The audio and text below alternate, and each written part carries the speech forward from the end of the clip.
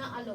হেতা সতী পদ্মাবতী আনন্দিত মনে জ্বলিল গীতের বাতি কোজাগরী দিনে। নিজে পদ্মাবতী ডাকে দ্বার আগুলিয়া, হেনকালে লক্ষ্মী আসে করুণা করুণা করিয়া। লক্ষ্মী বলে, ভমিলাম প্রতি ঘরে ঘরে, কেহ বাতি জ্বালে নাই, আছে অন্ধকারে। শুনো শুনো বলি তোমা পদ্মাবতী সতী, তোমার ভবনে আজ করিব বসতি।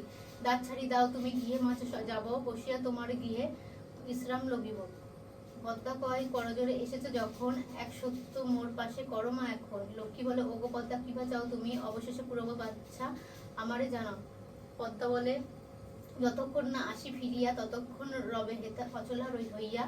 সত্য করিয়া পদ্মা গঙ্গা স্নানে গেল, গঙ্গা জলে পদ্মাবতী প্রাণ তাগাইল। জগতের গৃহে লক্ষ্মী সত্যবদ্ধ হয়ে রইলেন চিরকাল অচলা হইয়া। জগৎ সদীশ ভাগ্যবান কেবা হবে, অচলা হইয়া লক্ষ্মী থাকে তার গৃহে।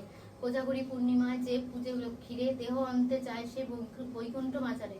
শ্রীশঙ্কর প্রণামিয়া লক্ষ্মীর চরণে, কোজাগরী পূর্ণিমার ব্রতকথা মনে। জগৎ শেঠের পালা সমাপ্ত হইল, ভক্তি ভরে সবাই মিলে হরি হরি বল।